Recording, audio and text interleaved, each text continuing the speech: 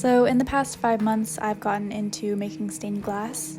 I've been posting videos of my process over on TikTok if you would like to check those out, but I decided to make a longer form video to show a little bit more of the process. It involves creating the pattern, so the design, and then cutting the glass into those shapes of the pattern, grinding the edges, and then wrapping them in copper foil, which is necessary for the next step, which is soldering. So that is what I am showing in this video. So enjoy watching the process of that for this piece. And I have another one that I'm working on currently that I am also filming to post here. So let me know if you like this and what else you would like to see. Thanks for watching and enjoy.